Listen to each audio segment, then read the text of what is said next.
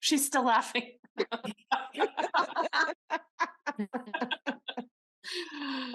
That's so funny.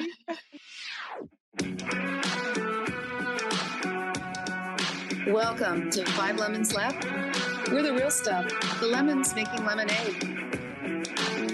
So pucker up because we're going to be discussing our life's lessons and the nitty-gritty details of our spiritual journeys.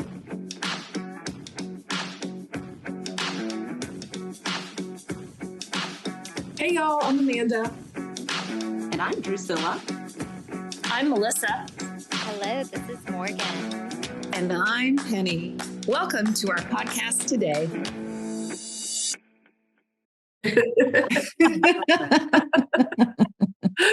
Welcome to another episode of 5 Lemons Laughing. We have all of our lemonettes here today, and I'm so excited. Welcome back, Melissa. She's been gone for a couple episodes. Oh, today we have a fun one. So, what if I told you that no one, and I mean no one, is responsible for how you feel except you? Ouch. Yep, we're going there today. Today, we're diving into one of the most challenging and freeing teachings of A Course in Miracles. The idea that we are 100% responsible for our perceptions, our reactions, and ultimately our peace. So if you ever found yourself blaming your circumstances, your past, or that one really annoying person in your life, this is the episode for you. So let's get into it. So what does taking responsibility mean from A Course in Miracles perspective? And how is it different from the way the world typically views responsibility? Awesome question. Wow, this is a big one today. Course in Miracles teaches us that taking responsibility, like 100%, not 99 and a half, 100%, meaning that everything we experience in this human body is related to our perceptions.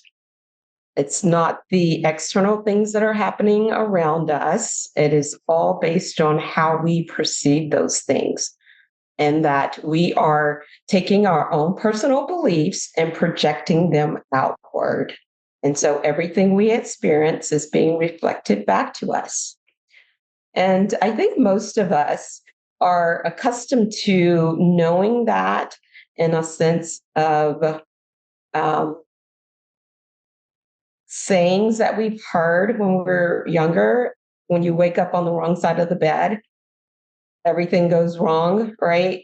Mm-hmm. And that just means when you wake up with a negative perception or thoughts about what the day is going to involve, then of course that's what you're going to get. And that's basically what it means, what the Course is explaining. I think the word that comes to mind the most and that the Course uses to describe this is victimization. That, taking 100% responsibility means that you are not a victim of this world, that you are a creator or co-creating with the rest of the universe. And so with that, I think some stories might help us to understand a little more about, how do you tell or how do you determine when you are living in victimhood, or when you are blaming, circumstances. Even if you're not blaming a person, you're blaming circumstances. Like I know with a lot going on in the world today, we are, most of us are walking around saying the world is gone to hell in a handbasket or something, right? And just even natural disasters, right? So let's get started. Let's dive in and let's get some clarifications around being 100% responsible. The only thing that just jumped, well, not the only thing, one of the many things that jumped into my head as you were talking, Drusilla, is that how humbling it is just to think about that I'm 100% responsible for everything in my life. Just like, Yeah. just pause and think about that for a second. Yeah. Well, I'm glad you said that, Penny, because I was thinking as a way of just like really laying the hammer down, putting the last nail in on what Drusilla just said, like A Course in Miracles, like A Course in Miracles says that not only are we responsible for what we're experiencing, we're actively choosing what we're experiencing. And like, God, I had so much resistance to that concept at first. I was like, you gotta be effing kidding me. I am not choosing this. I don't want to be fighting with my husband right now. I don't want to have a negative balance in the bank account right now. I don't want, whatever the case may be. But it definitely is, it doesn't pussyfoot around that. It says in no uncertain terms that we are actively choosing our experience. And it may be on some subconscious or deeply buried layer that we're not aware of, but it is happening nonetheless. I have a personal story, like a not a world, just like husband and wife story that illustrates this perfectly. So I have an old, yeah. Wait, aren't those husband and wife stories the way they are good teachers? They are. Oh my gosh. You created it. Yeah. Yeah. I did. You chose it, Amanda. I did. I would choose it again. I would.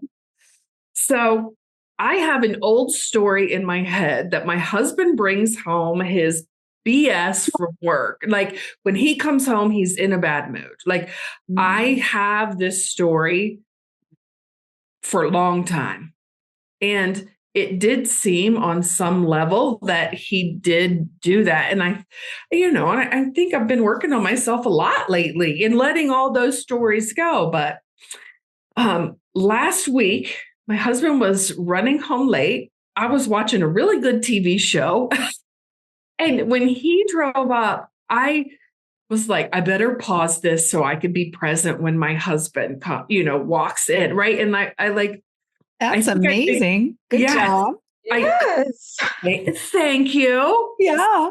Did pause. I didn't turn it off. I just paused right because it was a really good show. I was into it. And then so Mike comes home and he went to put away his lunchbox stuff and the dishwasher was kind of full, which is like a big thing. Like I think you can always get at least 10 more things in the dishwasher. Always. Like I'm there with you. Yes. Thank you. Thank you. Mike is like, if there's like 5 things in the dishwasher, I'm exaggerating. There's no more room. So he got home and I know he hasn't been feeling well. And he opened the dishwasher and was like, rah, rah, rah, rah, rah, like, started complaining about the dishwasher and I'm just ignoring him. I'm like, all right, I'm going to get on my spiritual high horse and I'm going to ignore this behavior. And then he starts, talking to the dog about like no Tupperware available. Like, where's this Tupperware? Where's, and he's talking to the dog, but talking to me. I don't know if anybody else does that, but so, and again, I'm like, I'm going to ignore this. And then it kind of went on and on. I'm like, you know what? I'm just going to let him do his thing. And I'm going to turn back on my TV show. And that one backfired on me like immediate wow. And so anywho, it degraded from there. Just I don't need to go into details, but the whole scenario went downhill from there. And I recovered pretty quickly. And in about 10 minutes later, we were back to normal husband and wife tone. But it took a minute. Defensiveness and all that stuff arose. And then I was really working on it. Once I got off my spiritual high horse, I actually worked on my own thinking.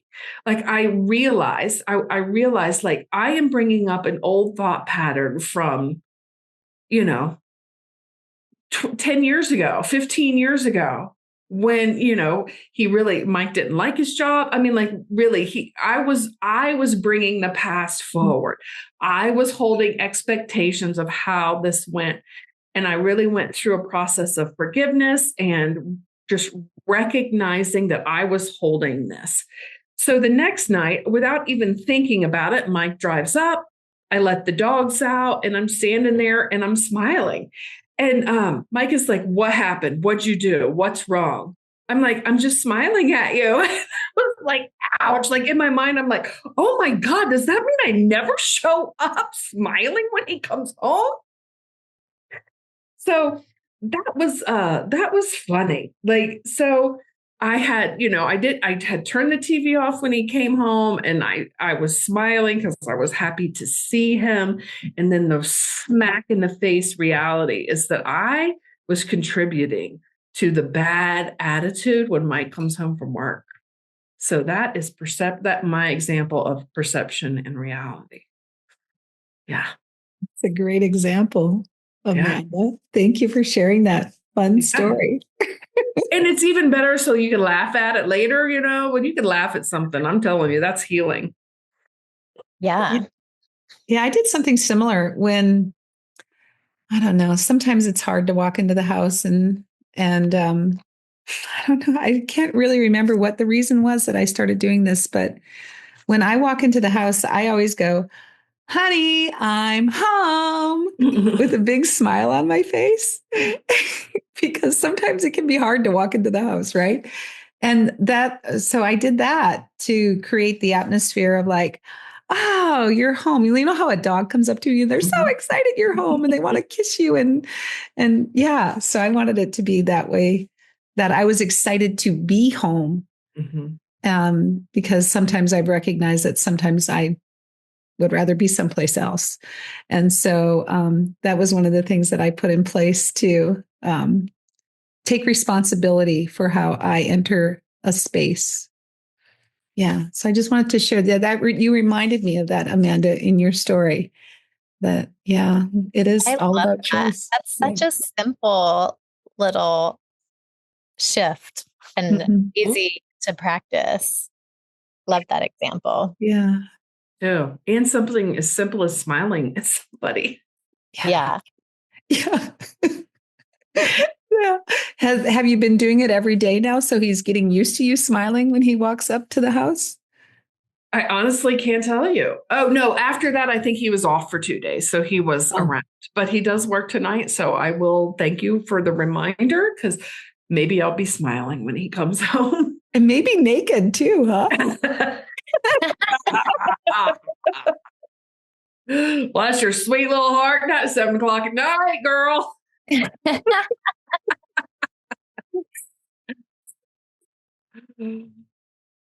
Love that. Great stories. Thank you for sharing. So how, did your husband recognize the shift? Or, I mean, and it doesn't matter if he did or not. I recognize it. We all recognize it, but I'm just curious, did you notice if he recognized any kind of a shift? Other than it, he didn't say he recognized it, but it turned funny when he came home, right? Because I was smiling and he thought I was something had gone wrong. He thought his mind went to, did I burn the house down or did I have a flat tire he needed to change? Something was going on. And then another great example of him being responsible for what he's doing. Yeah. So we just went to playful and we actually had just a lovely evening. It just changed the tone. We were able to sit down and he got to talk about work and, it really did change the whole tone. And that was me taking responsibility. Yeah. Beautiful. I think the ways I started taking responsibility, creeping into that zone, was just to watch my reactions. I get to choose my reaction. I don't have to react either like everyone else reacts or how I've reacted in the past, or what even like changing from being offended to being like, oh, okay, that's your opinion. Like that is, that kind of thing has helped me take more responsibility. Like that, those were the little steps into to bigger ideas of taking responsibility. But that's been very helpful, and it's helpful in marriage, like you're saying. It's helpful out in the world. I don't feel like a ping pong ball or like a ball at a ping. What are those? The games where you play the pinball, not pinball machine. I used to feel like a pinball machine and they're like just bouncing off from reaction to reaction, bad interaction. Is that guy at the store going to say something to me? And I just don't do that anymore. I don't have to react. I don't have to get involved, and I can choose to think something completely different. Like I can bless the guy at the store instead of being worried that he's going to, cuss me out because he thinks I cut him off in line or something. So, I think I used to be very defensive, like just walking through life so defensive, waiting for people to come at me. And I don't do that anymore. Even though it was, again, that's like a huge, like I'm creating this life and I'm responsible, but I was going through life thinking that everyone else was out there doing something to me. So I think that brings a lot of peace. And then once you start experiencing that kind of peace, you want more of it. So you figure out how to get less and less reactive, less and less confrontational, and more accepting. Your favorite word. Yeah. And I love that you pointed out the peace aspect of it, Melissa, because I think that is the end goal. That is it. And I think that for our listeners who might want to understand what exactly is the end goal, because you feel like you are giving up something, right? If nobody else is to blame, what am I getting in return? What am I getting? And it's the peace. And the more you experience the peace, the more you want of it. So even if you're like Amanda and her husband and you have, 10 minutes of chaos and upset, you're always, once you have that taste of peace, your goal is always going to be back. Like, I'm going to do whatever it takes to get back to peace. And if that means accepting 100% responsibility, maybe he was mean, maybe he did have a bad day, or maybe it was just my thoughts about him. In either case, I love peace. I want peace. Mm-hmm. And that's, and that is the end goal. Yes. This is a little bit of a side note, but I am listening to a book about Jesus, but the translations from it's called the Aramaic Jesus. And the word peace, like, spoken, I don't know what the word is in Aramaic, but translated forward, it's not, peace isn't the absence of war. Peace isn't the absence of something. Peace is a state of being. And it's so, when you look at it like that, just like it's the state of contentment. It's a state of being. It's not trying to get rid of something. So I completely agree. Like, being in that state of peace, once you're there, you don't want that upset. Or like, even if it crosses through, I think it's more like a flash in the pan. And for me, that my dogs are not at peace right now. They're funny. Well, yeah. While you wait for them to settle, I just want to acknowledge Melissa's friend's request that we share more details about what we're referencing. So what is the book that you're reading, Amanda? The Aramaic Jesus by somebody with the last name Klutz. Douglas Klutz. Oh, okay. It's not by Jesus?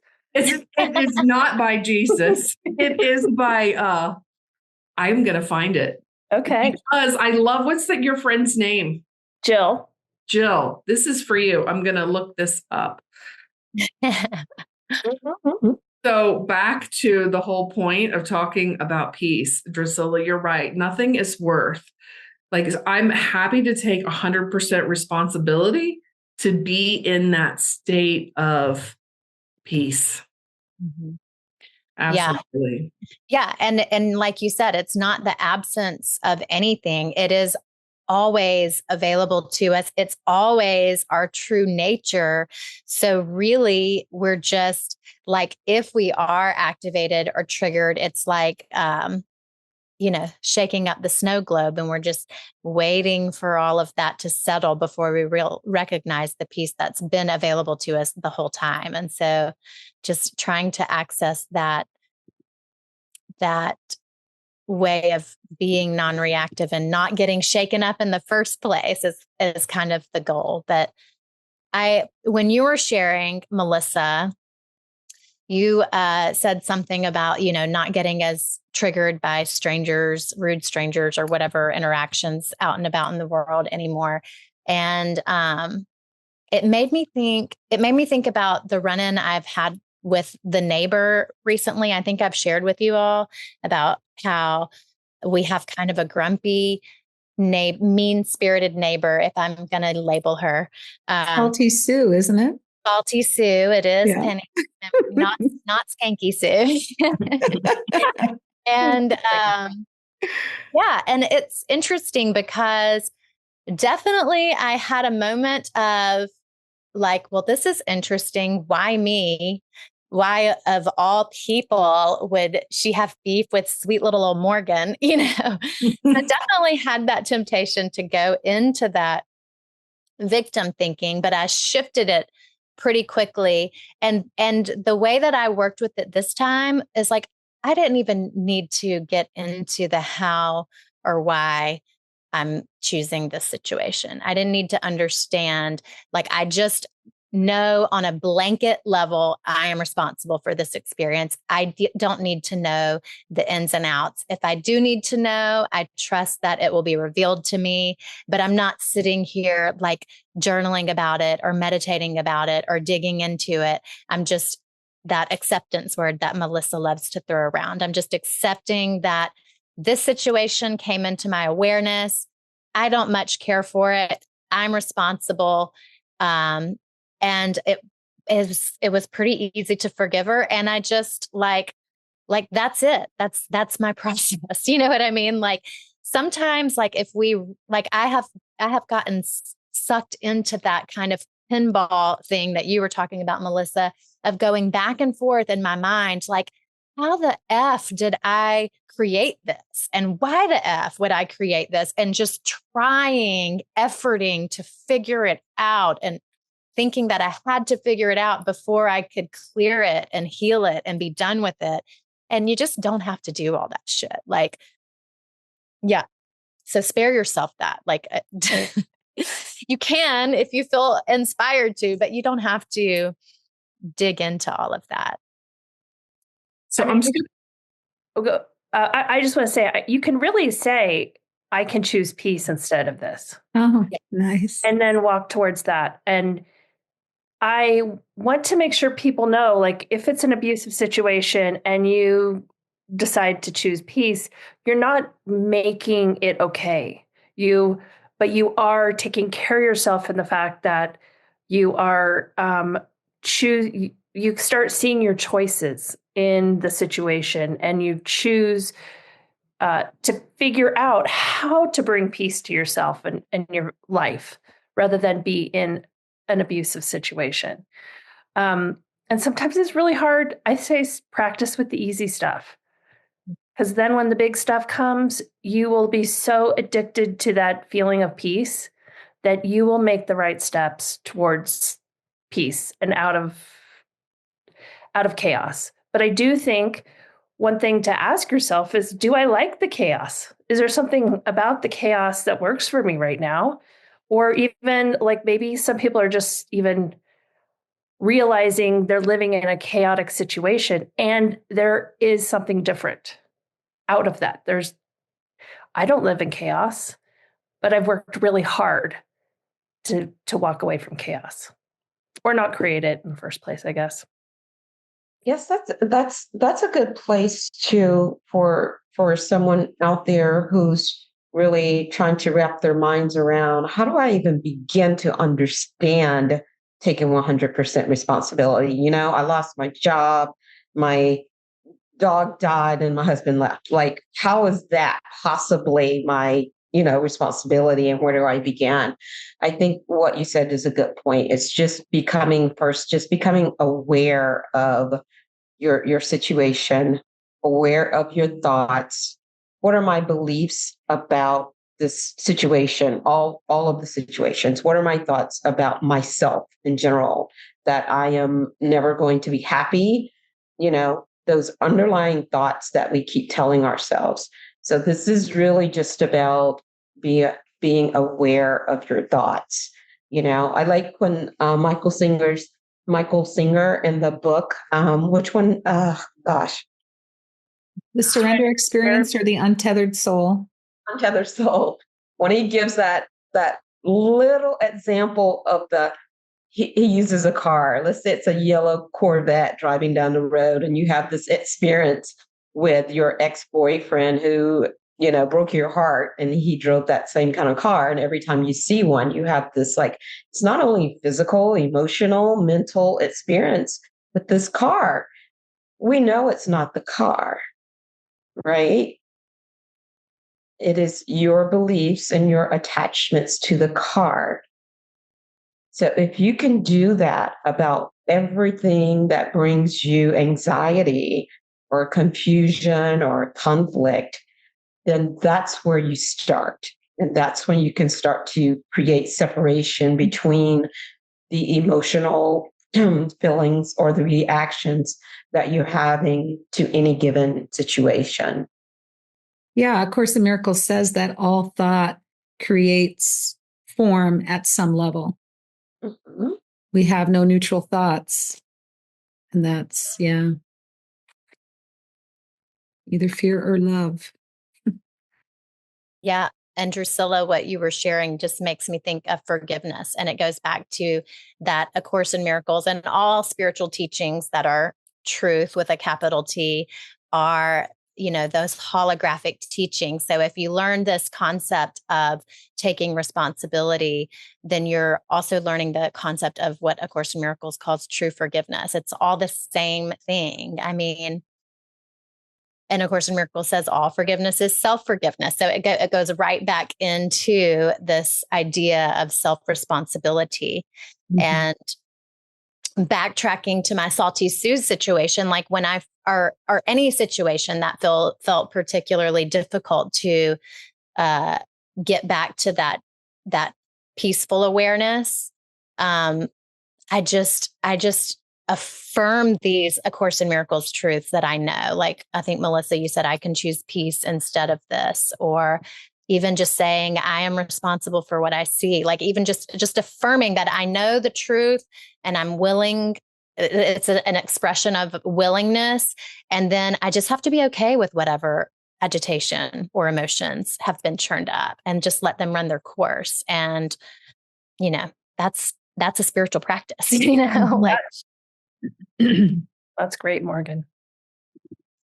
I remember when I was working at Bear Creek, a brewing company, a few years ago, when I was first starting to really practice these principles. Someone came to order a pizza, and there was a little bit of something, this is real life, right? Not everything went as smoothly as it could have. And the person said, this always happens to me. And it was so interesting. It clicked into my mind. I'm like, isn't that interesting? This always happens to you. I didn't say anything.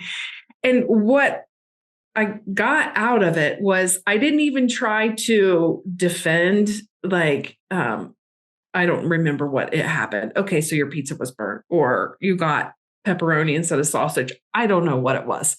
But all I did was like, I'm sorry. That's all I said, right? And then, they went into this always happens to me. And it just really drove the point home of like, what am I projecting in the world? Like, and I didn't feed, am I feeding this drama? Am I not feeding this drama? I had the awareness to step back and to watch this little story unfold. And from acceptance, Melissa, and from just being a witness of it, it really changed, it helped to change the perspective of it.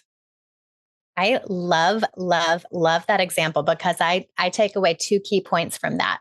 First of all, our words have power.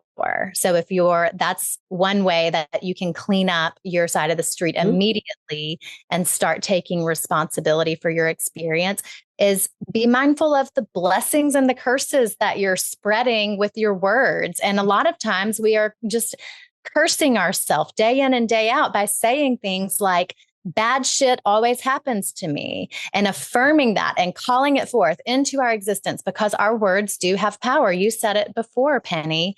The A Course in Miracles quote, I don't even remember what it was, but our words have power. So that's the first takeaway I have from that story. And then the second is you took responsibility in that moment when you said, I'm sorry. And that's another simple practice that is at a deeper level. It's working at a deeper spiritual level than even that man that you were interacting with is aware of. But on a soul level, it's benefiting him too.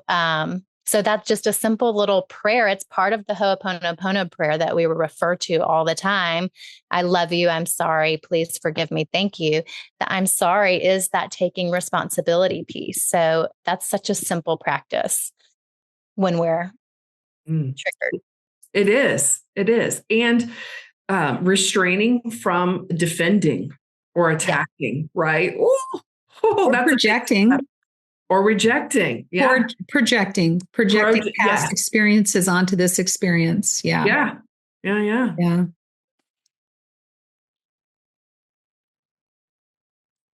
Okay. So I have a torn labrum in my left hip, right? And I'm like going like, what the fuck? Like, how did I create this? Right? Is that a tendon? Well, the labrum's on top of the femur bone. It like goes across the whole femur bone. And there's a tear like near my groin, I guess. Anyway, it's just like pissing me off that this has happened to me. It's like slowing me down. And I have to take care of myself more now. And I'm just like, gosh, darn it. I guess, okay, if I was to take 100% responsibility, what I'm noticing is that I will go. And I don't listen to my body to slow down and take a rest. But now I have to. Like, I'll even still go until like, oh my God, my legs hurt. I'm like doing so much. And it's taken me a long time. I mean, I'm 60 freaking 4 years old and I'm still thinking that I'm like a 20-year-old. And I guess I could have that miraculous healing to be a 20-year-old, but unfortunately. But so I think so that if I'm taking responsibility for this tear, it's just like I don't listen to my body and I don't slow down. And so even though I know I'm not a freaking body, I do have this body that I need to take care of while I'm here in this lifetime. Anyway, it still kind of pisses me off, but I know that's probably not the spiritual place to be. And I'm not quite in acceptance, but I'm working towards it. Yeah. So what's your responsibility in healing yourself? Well, the responsibility, and I'm not taking 100% responsibility for the healing either. I'm just going to be really full disclosure and honest here. I mean, I know that I need to eat properly, probably take sugar out of my diet. I have exercises that I have been prescribed to do, and I do them, but I don't do them fully. Of course, getting to bed by 9:30 at night and sleeping by 10 o'clock will really help my body to heal. drinking bone broth because that'll help the tissues heal. I don't really want to drink bone broth, but I started yesterday. I mean, there's a lot of things that I can do to heal myself, and I'm kind of doing them half-assed. Yeah. I'm hearing a lot of resistance from you, Penny. Yes, that's exactly what I was going to talk about today was resistance. Yeah, Resistance man. to taking responsibility. That's a very real thing. It is. Trust me, I know. Yeah, we all go through that. And something about like being in a spiritual community, right? So Penny, like I see your resistance. We all hear it. Mm-hmm. And like as your spiritual limonettes, right? What I know about you is that you are a divine whole being, that you move in the world with ease and grace, that your being in wherever you are, wherever that your legs take you, you are a blessing. So that's what I know about you, Penny. And I know that for you. And that's what spiritual community is, right? So like I shoot right through Penny's resistance. I'm not denying it, not doing anything to it. Like we're laughing about it because we all are resistant. And that's your spiritual posse at work right there. Yeah, thank you. Of course. Amanda just dropped the mic right there. Yeah. That was amazing. Yes. That's amazing. Just spoke a loving word of powerful blessing over Penny. And yeah, that was amazing. Yeah, I'm going to write that down and post that on my computer. I'll make a Penny's Post-it for that. Yeah, totally. And like, so that's your reminder too, or our reminder to, reach out to your spiritual posse, not your gossip friends who are going to like wallow with you and get on the pity train with you and compare notes on who's ailing worse. And, that's the interesting thing is like, I haven't really told anybody, my family, they want me to go to an orthopedic surgeon and get surgery, but I don't think I need surgery, but I don't know yet. But it reminds me of my sister when she had cancer. She didn't tell us the extent to what, and we had Kelly on our podcast before too. She didn't tell everybody the extent to what it was because she didn't want anybody to feel sorry for her and hold her in a light that, oh, poor, pitiful Jacqueline. She's got cancer now. She's probably going to die. And so she didn't tell us the extent to how sick she was. And she lived 10 years by doing that and with a very rare form of cancer. So I think there is something about that. But like you were saying, Amanda, I think I need to clean up the resistance in me, or I can feel it in my body, the resistance. So help me. I need help. Just acknowledging that is a great first step and is part of taking responsibility right there. Yeah. And just not to derail the conversation. So hold your place, hold your thought, but just to expound on what you mentioned. You mentioned when we had Kelly on the show. So we did an episode with one of our dear friends, Kelly George, who had a cancer diagnosis, and she shared all about her spiritual process of dealing with that journey. So we'll find the link to that and post it in the show notes. Thanks. Go ahead. Somebody was going to say something. Drusilla was, I think. Yeah, I was just going to say, Penny, if you want to dig a little deeper to understand what it is, why you're resisting, could it be that there's some activity, something coming up that you really subconsciously don't want to do? Usually the body, there's a resistance to something outside of the body, right? The body doesn't have a mind, right? Yeah. So, so there's a spiritual solution to every problem. And that's what we're here talking about. So there's something deeper than what you've shared, obviously. So if you really truly want to understand, I would just journal maybe to try and get a deeper understanding of what it is you're really resisting. That's a great idea, Drusilla. I haven't really journaled about that. I'm sure it's all around slowing down, taking stuff off my plate. I'm so damn busy that sometimes I feel like I'm on a treadmill all day long, going from one thing to the next. And it's all things that I mostly love doing. And so I'm sure it's all around that. Like, I need to stop saying yes. Slowing down, the fear of not being important. Exactly. There we go. Thinking that if I'm not proving myself, then what right do I have to be in this world, Yeah. And I think I've done enough. Yeah. Hey, you are one of the most loving friends I have. Like, I think if we were in the same town, we'd always be hugging and going places and hugging. You feel to me like, you just pour out love. And I would love it if you could see that for yourself. Exactly. That's my hardest challenge. And that's what I've been working on for all these years that we've been together, is loving and accepting myself. And it's a process for me, definitely. Not loving and accepting yourself when you're 20 pounds lighter, not when you slow down, not when you're off the treadmill, not when you're not committing, but literally at this moment, just how you are. Yep. And that's my biggest challenge and my biggest area of resistance that's where my work lies, is accepting me right now, right here, where I'm at today, at this very moment in time. Yep. And that's where peace lies.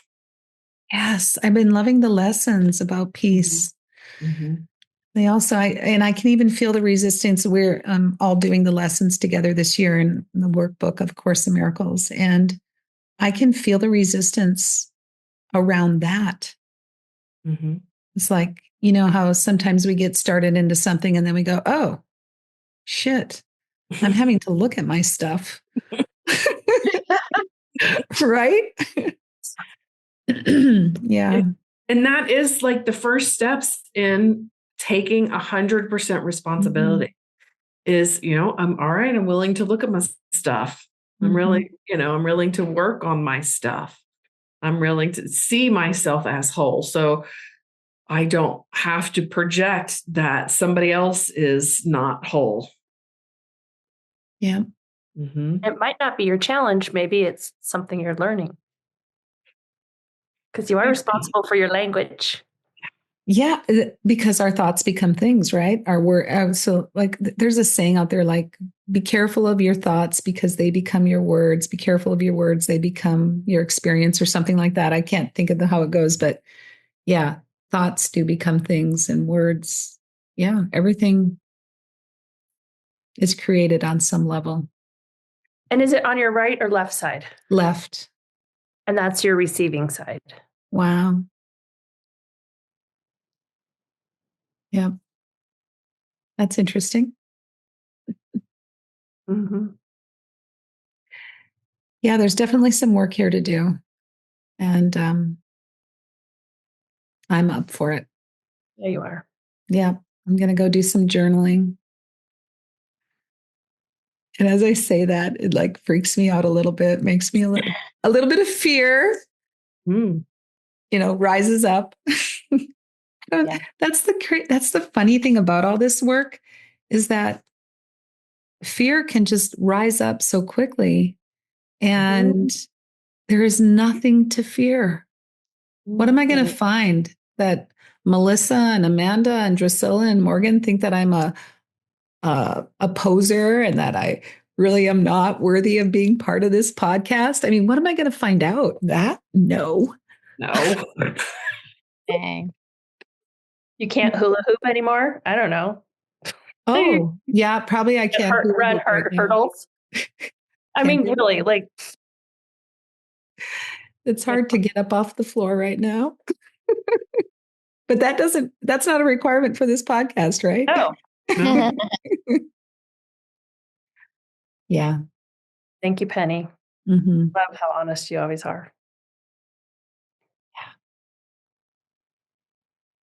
So you guys, we're coming towards the end of our time. Wow, that time went so fast. Taking responsibility is such a juicy topic, and it can be applied to so many different things. Mm-hmm. There's lots of different examples of how taking responsibility shows up in our lives. Mm-hmm. Yeah. Anybody have any major takeaways from this? Is it about time for Penny's Post-its? Yeah, I just created a last one. Yeah. Anybody have anything else they want to share?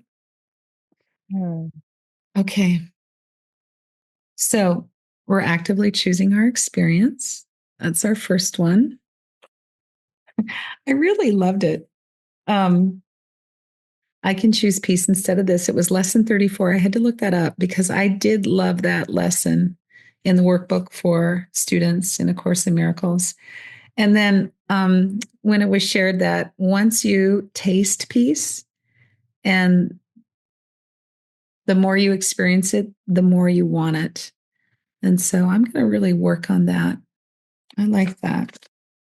And all thought creates some form, or all thoughts create form at some level, either love or fear. And then really, there's nothing to fear. There's nothing to fear. And before you wrap us up, I wanted to let Jill know. Oh, yeah. That the book I'm listening to, I'm not reading, I'm actually listening to it, is The Revelations of the Aramaic Jesus, the hidden teachings on life and death by Neil Douglas Klotz. So It's a mouthful. that's a mouthful, but it's really interesting. And yeah. And how he explains it is like the Aramaic Jesus is actually teaching is a lot more aligned with the Course of Miracles than the King James version is. Wow. So yeah, once you really get into what he said in his own language, it mirrors A Course of Miracles a lot better. Interesting little side note. Yep. I guess it just goes to prove that there's no new information out there. It's been around for a long, long, long, long time. For those who have ears to hear. Yeah. Yeah. And that's why there's so many different options, because we all have different ears that hear. Yeah. Oh, thank you so much for joining us today on this beautiful journey through taking 100% responsibility for 100% of our results. Yeah. And like was mentioned earlier, just take it easy, take it slow, take responsibility for things that are not as challenging maybe at first. And then that'll build your muscle to take fully responsibility for everything. You'll want it more. You'll totally want it more. Yeah. And then, of course, resistance could flare up, but you can journal about it and get rid of it, right? So thank you for joining us. You can reach us at fivelemonslaughing.com. That's five spelled out, FIVE. And we're on all the podcast platforms. Leave us a comment. Like us, subscribe to us, do it all. We'd appreciate it. And yeah, just keep coming back, because we'll have another amazing episode next week as well. And so with that, have a beautiful week, and we'll hear from you soon. Bye. Bye. Bye-bye.